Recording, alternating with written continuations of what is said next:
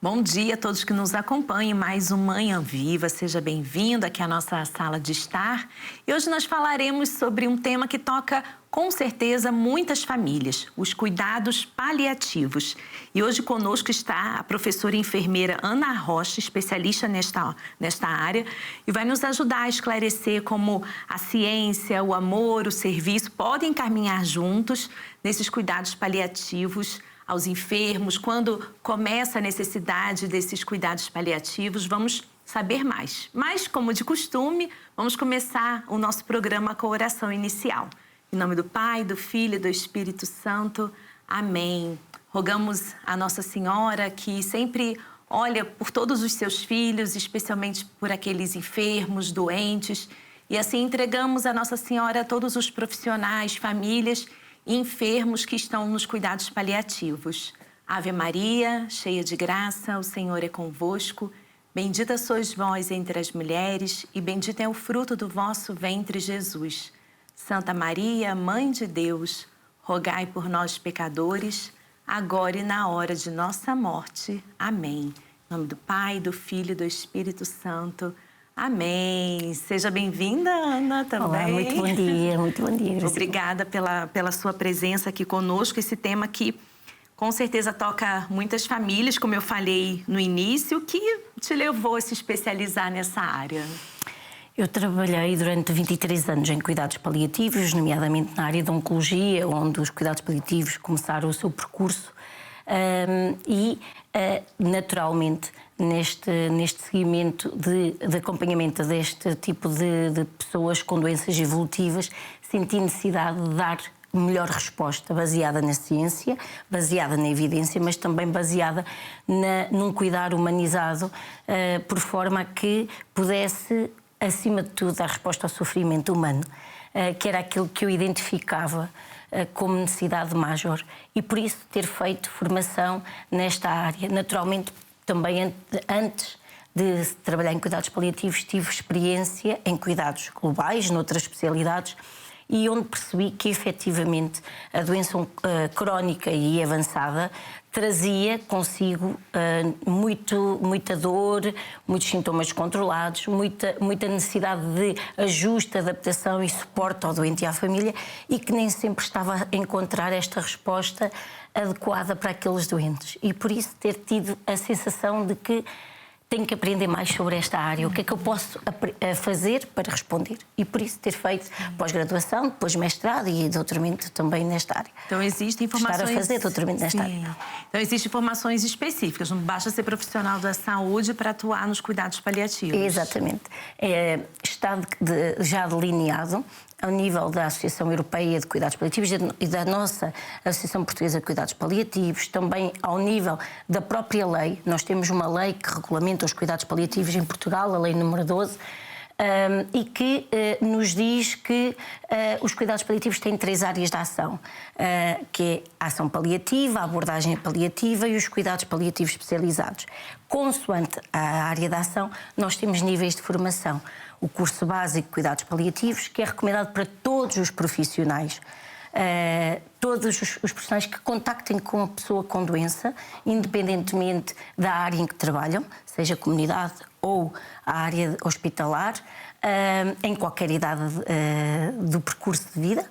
Depois temos o curso intermédio, que é um curso que é uma formação que permite ter uma resposta de uma abordagem paliativa mais estruturada e que é recomendada a todos os profissionais de qualquer área, aqui não falo só da enfermagem, de qualquer área, que possam, qualquer área da saúde, que possam contactar e cuidar com pessoas com doença crónica avançada e que é evolutiva, que não tem cura e por isso traga associadas a necessidades. Estão aqui incluídos os doentes oncológicos, todos os serviços de oncologia, não é? Estão aqui incluídos todos os serviços de medicina, estão aqui incluídos qualquer área, porque na verdade estas pessoas estão em todas as áreas de cuidar. E depois temos a formação especializada, ou pós-graduada ou especializada, porque esta formação é direcionada efetivamente para que se dê uma resposta diferenciadora, diferenciada, especializada à pessoa e família, porque em cuidados paliativos nós não olhamos só a pessoa doente como o nosso foco de intervenção. O nosso foco de intervenção é doente e família. Certo. E também algo interessante que a Ana falou sobre quando também os cuidados paliativos são aplicados em casos de doenças crônicas. Porque muitas vezes se associa quando já está, assim, em fase terminal. E não, os cuidados paliativos também são para essas doenças crônicas, que a pessoa ainda vai viver um bom tempo, mas doenças que não têm cura, então, por exemplo. Esta é uma das grandes, um dos grandes determinantes de mudança do paradigma, do pensamento que temos que cada um de nós ter como profissionais e como cidadãos relativamente aos cuidados paliativos. Na realidade, os cuidados paliativos devem ser integrados e surgir logo assim que se diagnostica, que há um diagnóstico de doença crónica, ou seja, que vai ser prolongada no tempo, não tem que ter um tempo definido, que associada a ela não há uma cura definida, por isso é que é crónica, não é? E que está-lhe imputado sofrimento, seja ele de que caráter for. Sofrimento físico, psicológico, social, espiritual. E nesta dimensão cabem aqui todas as doenças crónicas. E quanto mais precocemente surgir a intervenção de cuidados paliativos, também mais precocemente consegue-se dar suporte às outras áreas que acompanham, sejam elas a neurologia, sejam elas, vou dar um exemplo, uma pessoa com uma insuficiência renal crónica que faça hemodiálise, em que numa fase muito avançada da sua doença não está a ter resposta sobre o seu processo de diálise e que vai avançando em termos de necessidades de cuidados, causa-lhe mais desconforto, tem mais sintomas descontrolados, tem um processo de perda de qualidade de vida imputado, naturalmente esta pessoa tem necessidades paliativas que têm que ser respondidas. Não podemos estar à espera que ele esteja numa evidência de fim de vida, e atenção que o fim de vida ainda não está muito estruturado para pelo menos um ano de vida. E não os dias. E associar a idosos também, isso, né? E não associar só a idosos. Hoje em dia temos respostas ao nível nacional de cuidados paliativos em várias áreas, nomeadamente os cuidados paliativos pediátricos, em que temos já equipas especializadas, diferenciadas ao nível desta resposta. Muito bem. E também há diferença, ainda nessa parte conceitual, a diferença de falar cuidados paliativos e cuidados continuados? Há alguma confusão, de facto, na comunidade, por vezes, quando falamos nestas áreas. Em primeiro lugar, os cuidados continuados são cuidados de saúde prestados ao nível de uma rede de cuidados de saúde e que podem ser dirigidos em determinadas circunstâncias, em circunstâncias que têm curabilidade, que são de remissão. Por exemplo, eu faço uma fratura ou porque tive um acidente e preciso de um acompanhamento para além do tempo de internamento hospitalar, um acompanhamento de internamento para recuperação desta minha limitação. E então posso estar em cuidados continuados de curta duração, por exemplo, porque a minha cirurgia ou a minha recuperação exige-me cuidados de saúde, médicos e de enfermagem e reabilitativos, ainda de maior continuidade, mas já não precisa de cuidado hospitalar específico. Os cuidados continuados têm esta dimensão de curta duração, têm uma dimensão de média duração muito associada a circunstâncias também reabilitativas, por vezes de acidentes vasculares cerebrais, de outras patologias cirúrgicas que podem ter necessidade de maior recuperação, e depois temos os de longa duração, que são de maior tempo de resposta, que não é em termos de recuperação reabilitativa efetivo, mas sim de estabilidade do quadro e de resposta sobre ele. Os cuidados paliativos podem estar integrados nestes cuidados, de facto, continuados. Onde? Porque estão lá pessoas com necessidades paliativas. E como é que eu sei que aquela pessoa tem necessidades paliativas? Nós temos vários instrumentos cientificamente provados, ferramentas, escalas, não é? Que nos ajudam a identificar para os profissionais de saúde, por exemplo, temos ao nível dos cuidados de saúde primários, utiliza-se muito a SPICT, que é uma escala que tem vários critérios gerais, olhando para a pessoa, e critérios específicos de acordo com as doenças crónicas que a pessoa possa ter. Insuficiência cardíaca, insuficiência respiratória, insuficiência renal, e aqui estão as insuficiências de órgão. Doenças neurológicas, esclerose lateral amiotrófica, esclerose múltipla, entre outras. Oncológicas, efetivamente, doenças oncológicas. E temos toda esta panóplia possível. Sim. A verdade é que uma das formas mais simples de eu perceber, será que eu tenho necessidades paliativas ou aquela pessoa terá necessidades paliativas, a forma mais simples é a questão partida que estas escalas usam, que é eu admirar-me-ia que aquela pessoa, pela condição de doença que tem, pela condição geral com que está a viver, possa vir a falecer no prazo de 1 ano. Se eu não me admiro, então estou muito provavelmente perante uma circunstância de uma pessoa com necessidades paliativas. Muito bem. Pois cabe-nos avaliar que necessidades são estas. Certo. E com essas áreas específicas. E como é composta uma equipa de cuidados paliativos? Como é que se forma isso?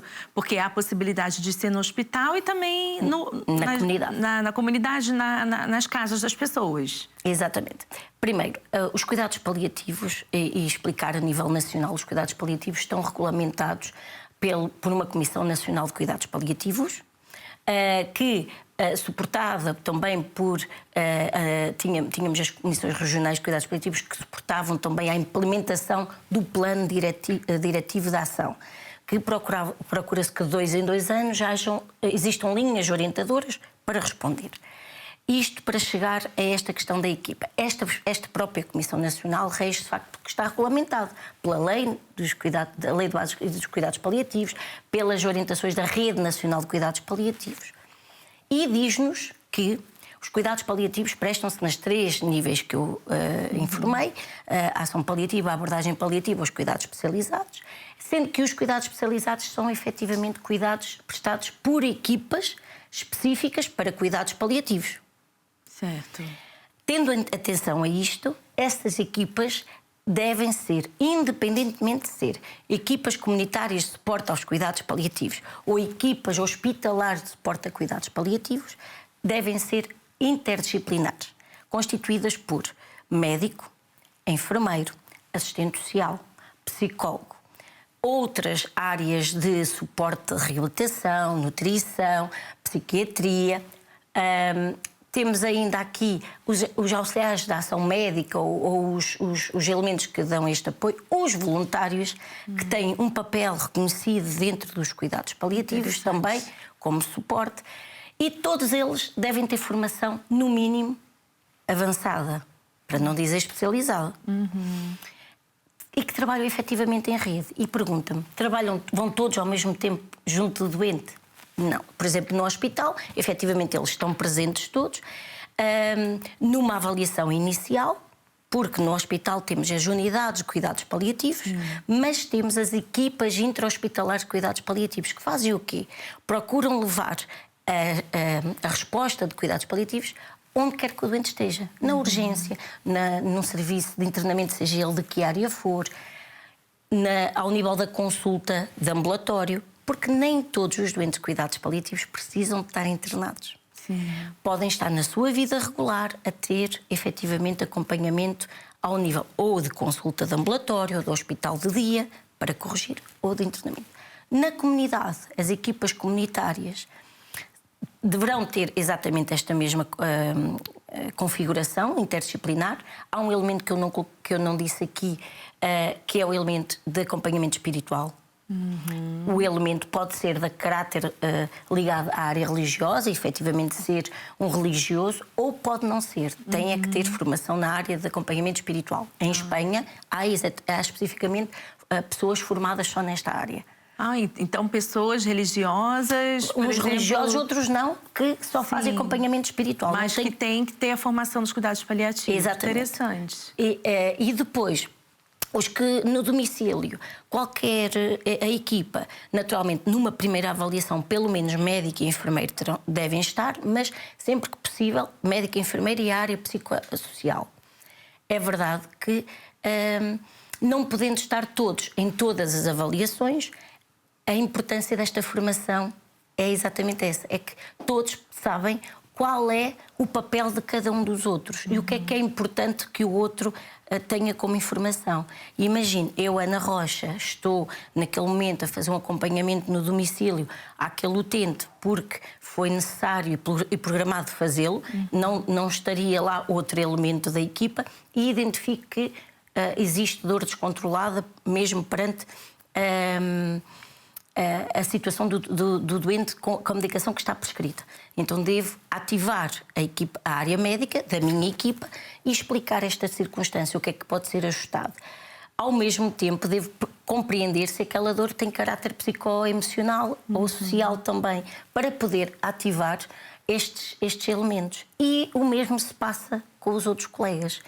Naturalmente que procuramos sempre fazer uma avaliação conjugada, mas as necessidades paliativas são avaliadas.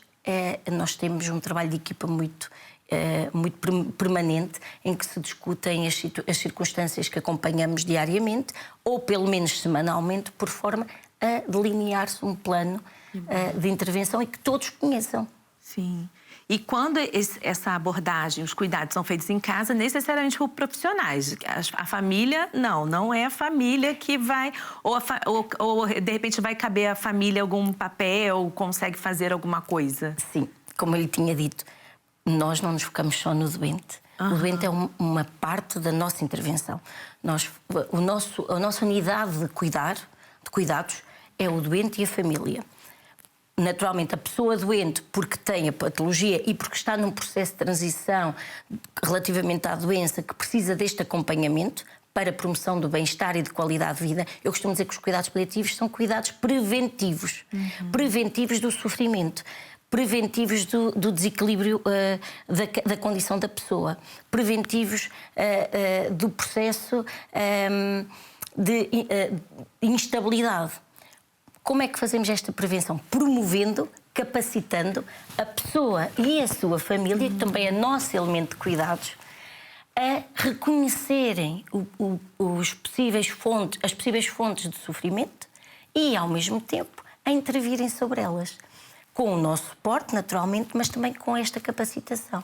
Nenhum de nós pode estar convencido que a doença de um elemento do núcleo da família é isolado em si próprio. Claro. Ela transborda para a família e cada elemento da família vai vivenciá-la à sua maneira.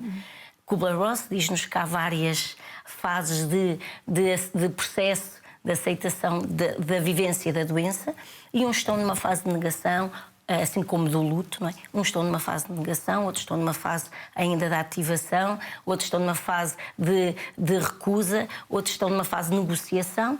Quando estão numa fase de aceitação, é naturalmente mais fácil o desenvolvimento depois do processo de cuidados para a serenização da pessoa, para o conforto global.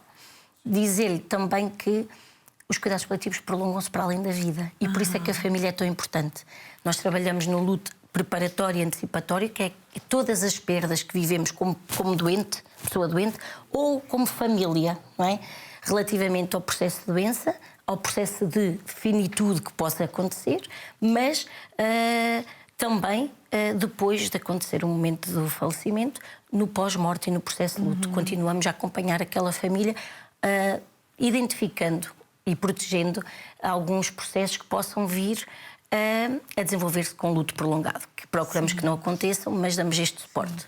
E justamente a gente já ia também entrar nessa questão dessa abordagem com a família, porque também precisa ter um olhar específico, um olhar cuidadoso de como abordar a família, o paciente em relação à sua doença, em relação ao que se esperar, né, daquela doença e do cuidado que se deve ter. Então, é preciso também bastante sensibilidade para poder acompanhar as famílias.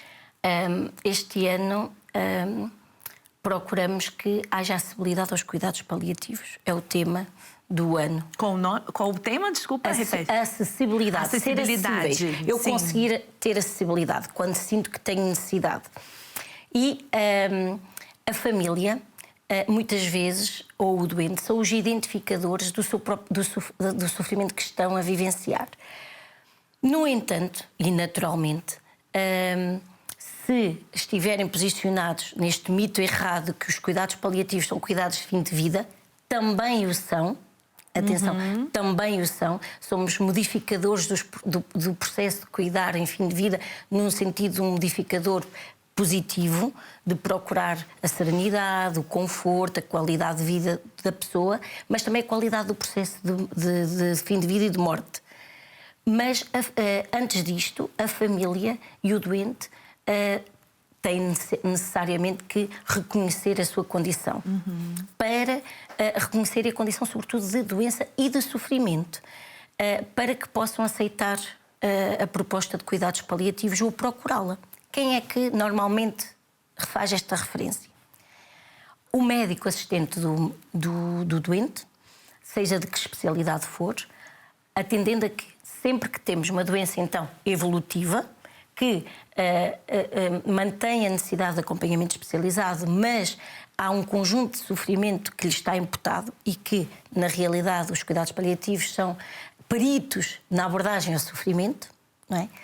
Seja ele emocional ou não, e eu começo logo aqui, inclusivamente na comunicação da má notícia de que eu tenho um diagnóstico, um cancro, que seja, por exemplo, metastizado ou que esteja localmente avançado. É critério para integrar os cuidados paliativos.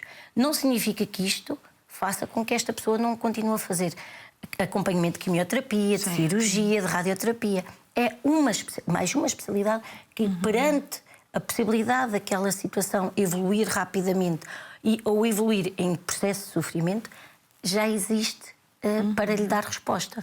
Então, por exemplo, somando os cuidados paliativos, a quimioterapia e rádio, quais seriam efetivamente ali os tratamentos dos cuidados paliativos, por exemplo, nesse caso? Controle sintomático, porque muitos dos tratamentos imputados à doença, seja ela oncológica ou não, trazem desajuste dos sintomas ou trazem novos sintomas, não é?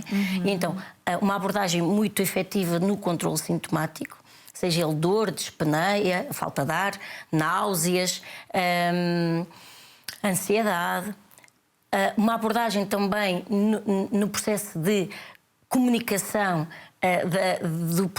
do diagnóstico e no processo de aceitação e impacto psicoemocional e social que aquele diagnóstico está a ter naquela pessoa e na família. E muito precocemente, por exemplo, identificarmos que aquela pessoa tem um conjunto de critérios que até tem direito a respostas sociais, a uma incapacidade, a um apoio social relativamente ao transporte e que, por vezes, identificamos que existe um acompanhamento já em cuidados de saúde há muito tempo e a pessoa ainda não teve percepção que tinha estes direitos.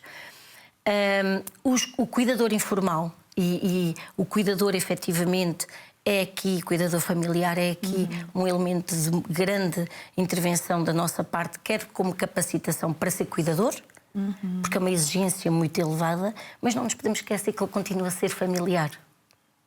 Não perdeu o seu papel de esposa, de filha e o impacto que aquele processo tem em si.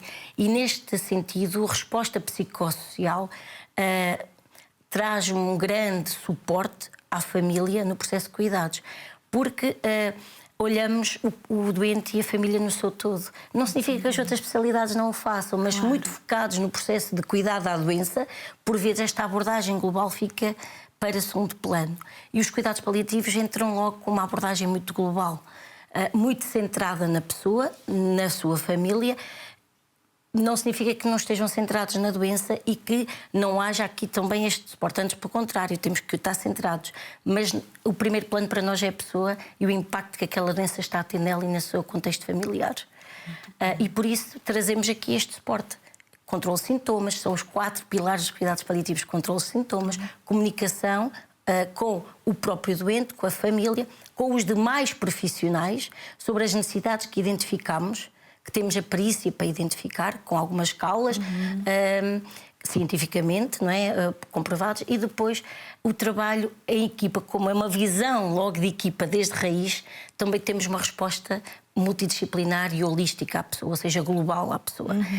Há aqui ainda o outro quarto pilar, que é o apoio à família.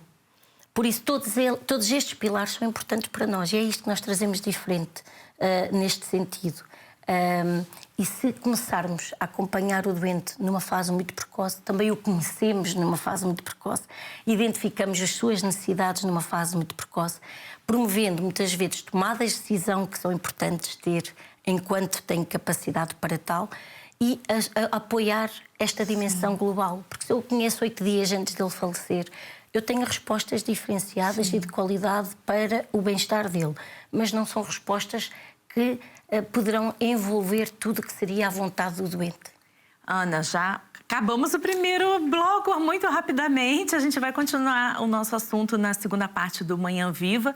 Mas, para encerrar esse bloco, eu gostaria de destacar como a igreja é grande incentivadora dos cuidados paliativos, de ser respeitada ali a dignidade da pessoa, o respeitar o seu sofrimento, o alívio desse sofrimento, né? Ao contrário das ideias de eutanásia, de se acabar com o sofrimento, não, a gente também tem ali um sentido que se pode tirar da vida, né, a partir dos cuidados paliativos e a partir mesmo do sofrimento humano, porque faz parte, né, da realidade humana. Então, já nós voltamos com a segunda parte do nosso programa Manhã Viva de hoje.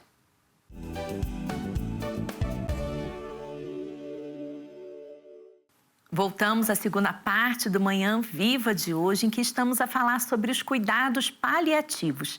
Está conosco a enfermeira Ana Rocha, que já está nos esclarecendo muita coisa, que os cuidados paliativos não é somente para o fim da vida, não é somente para idosos, como é essa abordagem global em relação ao paciente, em relação à família. E aí volto também agora com algumas questões assim que também me bateram a curiosidade, eu comentei um pouquinho aqui no intervalo. Essa assistência ao paciente, à família, também chega aos pormenores de quando já se percebe que a morte está iminente.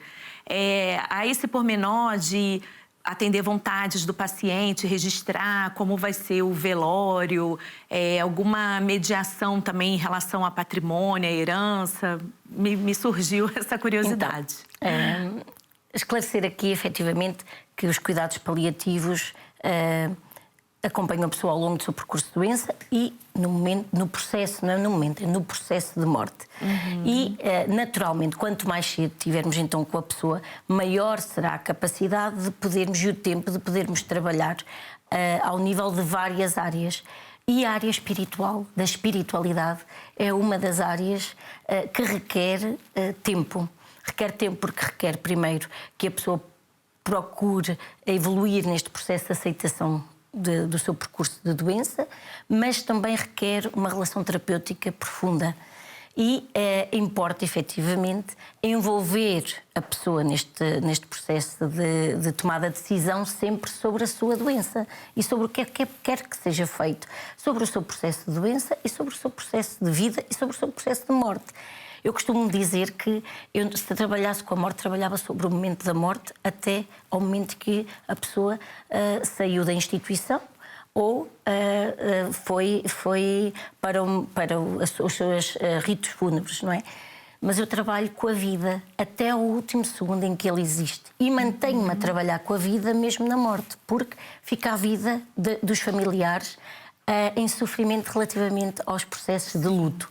Por isso, cabe-nos minimizar tudo isto como, antecipadamente, em primeiro lugar, questionarmos a pessoa sobre o que seria a sua diretiva antecipada de vontades. Cada um de nós pode e deve registar a sua diretiva antecipada de vontades. O que é que eu gostaria que me fizessem caso eu estivesse perante uma situação de doença muito grave?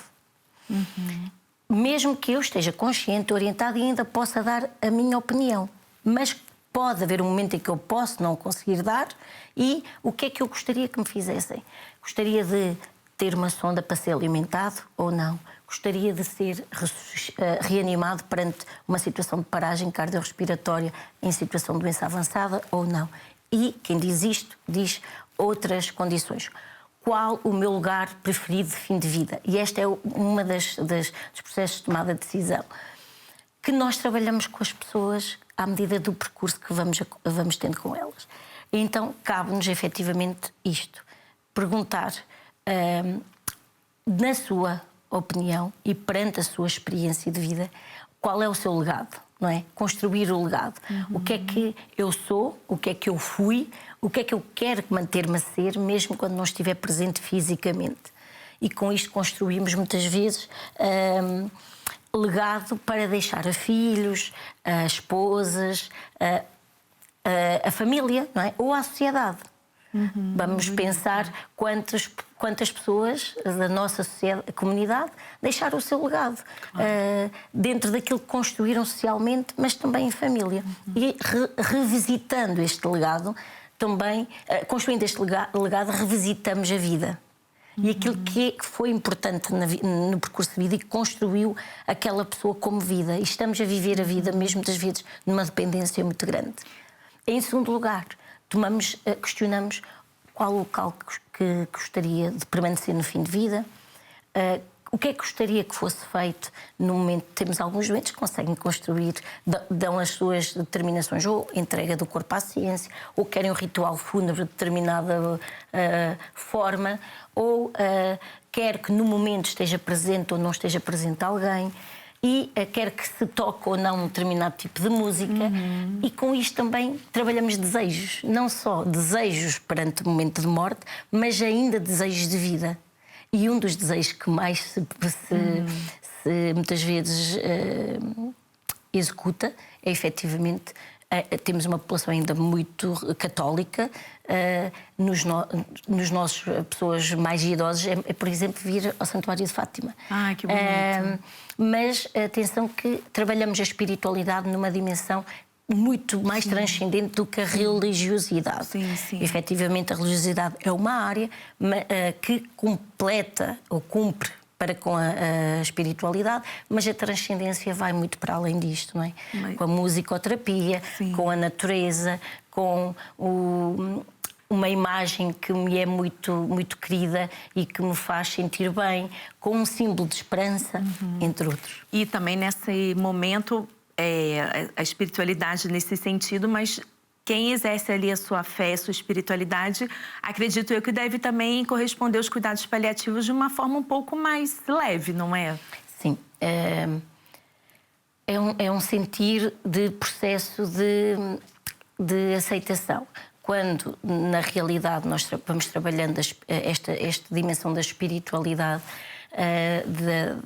da pessoa, também há várias necessidades espirituais que nós normalmente dizemos que têm que, no mínimo, estar respondidas num percurso de fim de processo de vida, com o eu amo-te, eu sentir que sou amado, eu sentir que fui amado, eu sentir que perdoei o outro e que perdoei-me a mim em algo, e sentir que, mesmo quando terminar tudo, eu sei que vai ficar tudo bem e eu quero que fiquem tudo bem. Quero que fiquem tudo bem. Nós dizemos isto, são as 5 dimensões de despedida final. Mas a espiritualidade estas dimensões permitem-nos trabalhar isto, as necessidades espirituais da pessoa, sentir que tenho sentido de vida, porque quando eu perco o sentido de vida, perco objetivos e tenho que ser muito concretos. E então, efetivamente, perco a dimensão, porque o sofrimento não é só físico, perco a dimensão de o que é que eu aqui estou a fazer, porque é que a minha vida faz sentido manter-se. Não, e acredito que devem ter histórias muito bonitas de reconciliação entre os familiares, né? Nesse processo, e consigo próprio e com os familiares. E com o processo de doença e com os profissionais que eu em algum momento me revoltei porque associei o processo de evolução a esta circunstância. E é um percurso que precisa efetivamente de acompanhamento e que não pode estar centrado só na doença, tem que estar centrado na pessoa. E é esta a expectativa que os cuidados paliativos procuram. E esta acessibilidade, deixe-me acrescentar, neste momento está em Portugal. Temos cerca de 100 mil pessoas com necessidades paliativas, estamos a falar em adultos, olhando ao número de pessoas que falecem com doenças crónicas evolutivas, e destas 100 mil, só 30% é que estão a ter referenciação e resposta em tempo útil a cuidados paliativos. É isso que já entra nessa questão de como é a rede em Portugal de cuidados paliativos para atender a esses 100 mil. A rede é uma rede em que o utente, a pessoa, deverá poder circular entre as várias respostas de acordo com a condição que tenha no momento. A rede é na comunidade.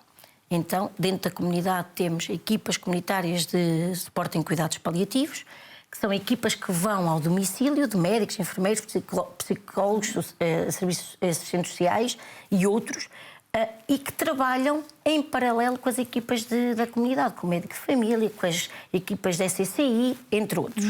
Com os lares, que é a residência dos... como tinha comentado. Isso. Depois temos as equipas, a nível hospitalar, as unidades de cuidados paliativos do hospital. Existem também algumas unidades que estão na rede de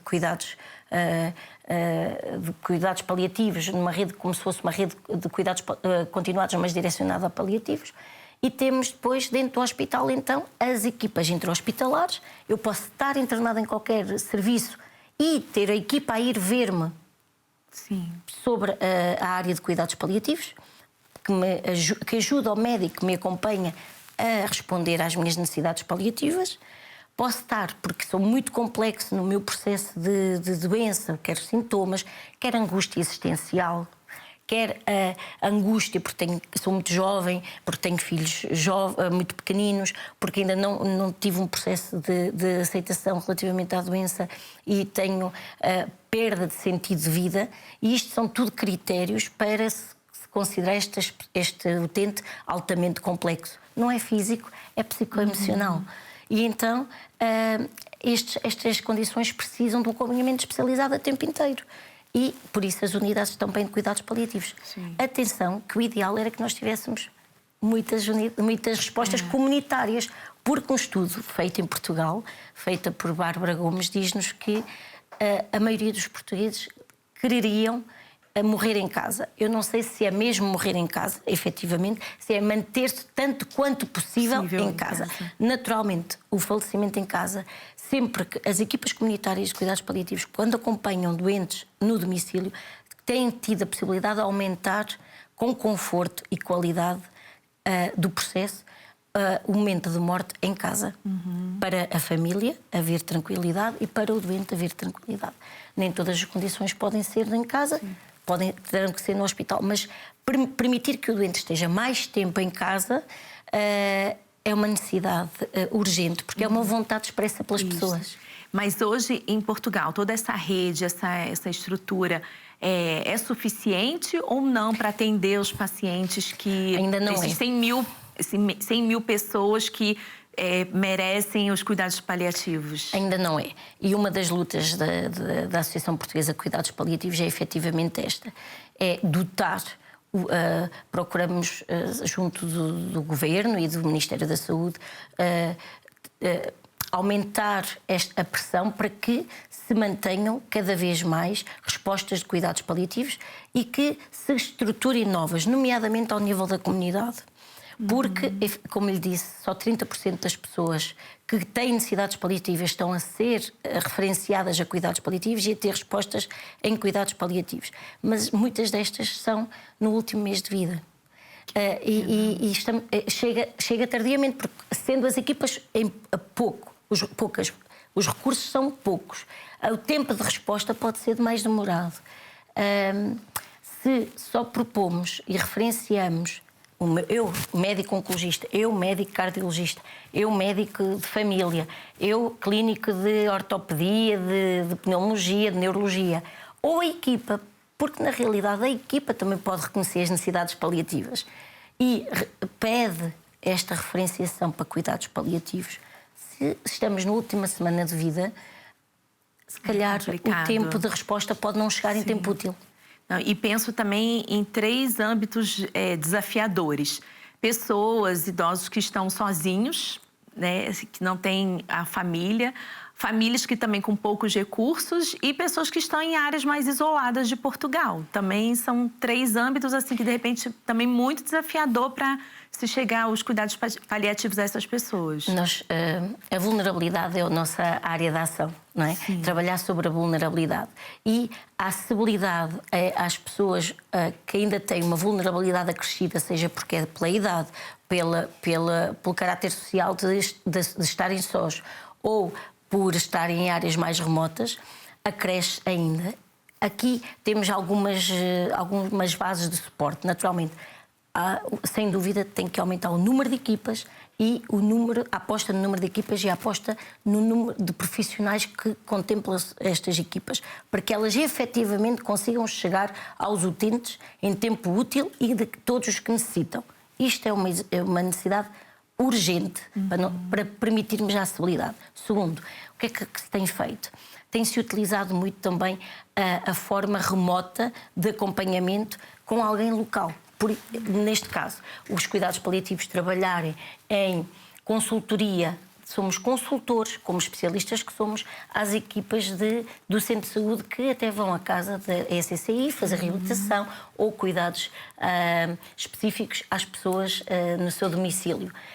Temos lá uma equipa de saúde, então nós podemos, à distância, ser consultores e estar presentes com respostas diferenciadoras.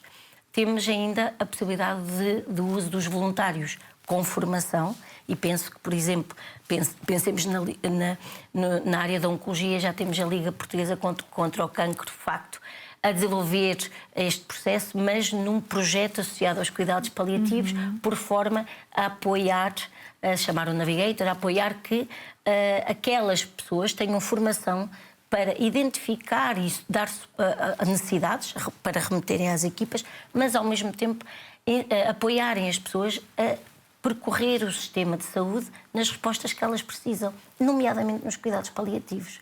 E atualmente temos o que nós chamamos, para aumentar um pouco o conhecimento sobre os cuidados paliativos, sobre o que é falar do fim de vida e atenção, cuidados paliativos não são cuidados só de fim de vida, mas remetem-nos também para lá. Importa então que hajam sociedades compassivas, sociedades informadas, sociedades que intervenham, que falem sem medo sobre o processo de morte, porque é isso que nos permite dar valor à vida. Não temos que pensar diariamente que vou ter o meu dia de morte hoje ou amanhã. E não é isso que nós trabalhamos com o doente. O que nós trabalhamos com o doente e com a família é que hoje é um dia ainda de vida. E tendo, o que é que eu posso fazer dele para que ele seja um excelente dia? Sim, dentro de todas as limitações. Dentro de todas as condições. Dar o sentido de vida em cada dia, né? Da nossa existência, buscar um sentido. Isso. E por isso permite-nos fechar algumas preocupações que o doente tem trabalhando-as, mas também permite-nos abrir a outras áreas que o doente muitas vezes não pensaria que poderia ter direito porque está nos cuidados de saúde. Nomeadamente aos seus desejos, às suas vontades, ao ajuste de expectativas, ao trabalhar os filhos. Já tivemos vários utentes em que no legado, por exemplo, trabalhamos cartas, imagens, fotografias, vídeos, gravações que um avô, um pai quer deixar aos seus netos ou aos seus filhos, para que no tempo X eles possam ter esta mensagem e o pai esteja presente não só na memória, mas também de uma forma efetiva.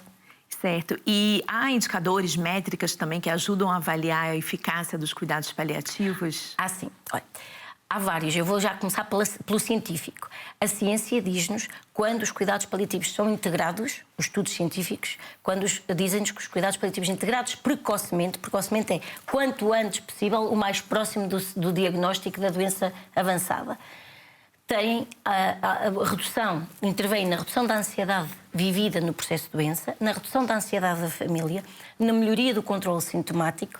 E há um estudo interessantíssimo de Temel que trabalhou com os doentes de carcinoma pulmonar e que mostrou inclusivamente que até tinham mais vida, mais tempo de vida, que não era expectável. Os cuidados paliativos não lutam para que a vida exista para além do que é considerado natural. Trabalhamos efetivamente sobre o que nós chamamos de ortotanásia, que é o processo natural de morte dentro do processo de vida e da aceitação do próprio doente, não é? E evitamos a distanásia, que é ações clínicas que possam criar sofrimento e manter uma vida sem qualidade e não percebida com qualidade pelo próprio e que traga sofrimento da nossa intervenção em detrimento do bem-estar. Também não queremos a eutanásia, que é antecipar a morte sem ela ser justificada. Queremos, naturalmente, dar este percurso de forma natural e aceitá-lo assim. E isto, como métrica, também vem-nos dar outra questão, que é, afinal, se viermos cedo, até ajudamos a tomar decisões para que, quando é que é tempo de parar com aquele tratamento ou de alterar o tratamento, porque ele está a ser extremamente agressivo para com o doente, ele está a perder qualidade de vida e é importante trabalhar com o doente isto. A expectativa, que estou muito centrado que aquele tratamento me vai trazer ainda a cura e, na realidade, ele está-me a tirar a qualidade de vida. E trabalhar este processo associadamente ao tratamento. Segundo, outra métrica é o local de morte. A pessoa morrer, efetivamente, no sítio que tinha escolhido para morrer. E por isso ser tão necessário aumentarmos as equipas comunitárias. Interessante. Outra métrica de qualidade é o uso de opioides fortes, da morfina, que tanto receio temos, mas quando receio tem a comunidade, não temos que ter receio. A morfina usada clinicamente para controle sintomático traz muita qualidade de vida no controle da dor e no controle, por exemplo, da dispneia, da falta de ar. E que importa ser usada efetivamente para esse bem-estar e não traz processos de adição quando usada nestes processos, porque temos antídotos diretos, que é a dor e a dispneia, em doses reguladas e controladas. Claro. Outro das métricas, há várias da qualidade, é, se possível, os cuidados paliativos, ter a resposta de cuidados paliativos, a primeira avaliação ser feita 48 horas a 72 horas úteis após a proposta. E isto é uma exigência para nós quase, sobretudo para internamento e para intra-hospitalar, porque sabemos que os utentes chegam-nos muito tardiamente. Mas é uma corrida contra o tempo. Que não há necessidade, se nós soubermos. Eu, se tiver um problema cardíaco e tiver em paralelo uma situação de um acidente com uma fratura, o meu ortopedista vai pedir ao cardiologista, porque é o perito naquela área, para dar o parecer para controle da situação. Então, nos paliativos é a mesma coisa. Se eu tenho uma doença crónica avançada, uma DPOC, uma demência avançada, uma doença oncológica metastizada ou localmente avançada, uma esclerose lateral amiotrófica, uma insuficiência renal, uma insuficiência hepática, cardíaca. Estas patologias num processo avançado, e avançado às vezes vivemos anos neste processo avançado. Eu acompanhei muitos doentes oncológicos anos. Sim. Porque me foram referenciados como equipa, para a nossa equipa, em tempo útil. Não é? E eu até ia perguntar, assim, se lembra de alguma história ou testemunhos que são dados em geral de pacientes, famílias que estão nesses cuidados paliativos, viram bem que foi feito para eles e para as famílias? Naturalmente, quando é em tempo útil, quando é em tempo, mas mesmo em fim de vida, mas é em tempo útil, em que o foco, a pessoa percebe que o foco está nela e na sua família, e que para isso perguntamos primeiro o que é que o desconforta, o que é que o preocupa, não o que é que me preocupa a mim como profissional. Eu já percebi que tem dor, mas se calhar a minha preocupação não é a mesma do outro. E a preocupação do outro não tem nada a ver com a dor, embora seja importante, é outra. É o que eu deixei em casa, é a minha esposa que está sozinha, tenho o casamento do meu filho daqui a um mês, não é? E então, quando eu me centro no outro, isto traz logo novas histórias, porque traz a história do outro para o processo de cuidados. Em segundo lugar, há histórias muito interessantes, muito bonitas, nomeadamente histórias de aceitação, histórias de despedida, histórias de legado, de resiliência, e que tive alguns doentes que vieram para cuidados paliativos, porque estavam numa fase em que o tratamento de quimioterapia paliativa estava muito agressivo, estava a deixá-los muito dependentes, com muitos sintomas. Decidiu-se parar o tratamento, iniciar o entretanto imunoterapia, tomou-se decisões, estiveram internados até ainda em paliativos e acompanhados, tomou-se decisões de suporte de qualidade de vida. A quem é que eu vou deixar o meu filho? Quem é que vai ficar responsável pelo meu filho, porque sou mãe solteira? Quem é que vai decidir ou fazer... quem é que vai ficar com a minha empresa? Ou vou parar com a empresa e vou ter tempo para passar a informação sobre ela a alguém? E isto permite uma serenidade para todos. E quando isto acontece, estou a pensar em vários casos em que tanto tiveram paliativos, melhoraram depois, nós recuperamos o que podemos dentro da qualidade de vida e a pessoa fica muito mais anímica, muito mais capaz dentro da sua debilidade. E a seguir voltaram a fazer tratamento no sentido de que, se houver necessidade de continuidade, de tomada de decisão conjugada, e depois, numa fase em que o tratamento efetivamente já só está a ser nefasto ou não há condições para o manter, mantém não o tratamento ativo à doença, não é curativo, porque os cuidados paliativos existem com o tratamento ativo à doença. Não existe é com o tratamento curativo à doença, porque o curativo não precisa de cuidados paliativos. Estamos à espera que não seja avançado, que seja curável. Agora, quando a doença não é curável, e quase todas as nossas doenças crónicas não são, é um tratamento ativo que procura aumentar o tempo de vida com qualidade, com menos efeitos sobre a doença. Agora, Ana, já para finalizar o nosso programa, assim, rapidamente, quais seriam os teus sonhos, expectativas para os cuidados paliativos em Portugal?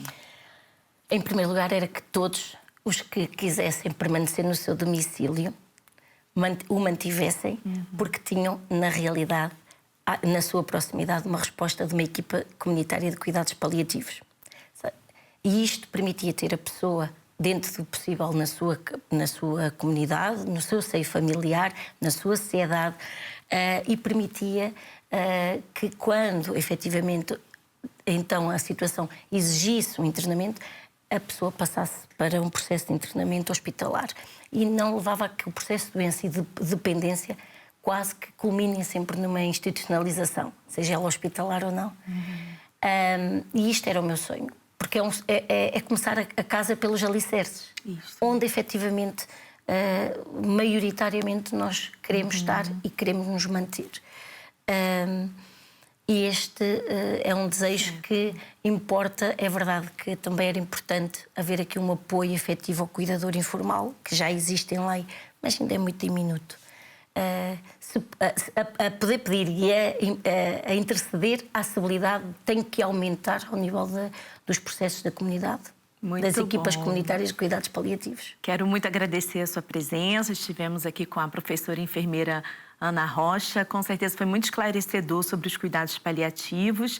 E sempre conte conosco para a divulgação disso, porque também falando enquanto igreja e também nos aspectos espirituais, religiosos e também humanos, os cuidados paliativos, né, é o que a gente vê que realmente vai dar dignidade, vai se trabalhar o sofrimento, a dignidade da pessoa da melhor forma possível e deixar esse legado, como também a Ana explicou.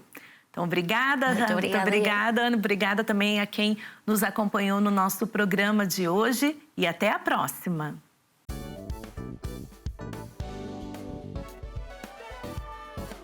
Se gostou deste programa, clica aqui na nossa playlist aqui em baixo para ver outros episódios. Se ainda não subscreveu o nosso canal do YouTube, faça-o já clicando neste botão aqui do lado e será logo o primeiro a saber todas as novidades.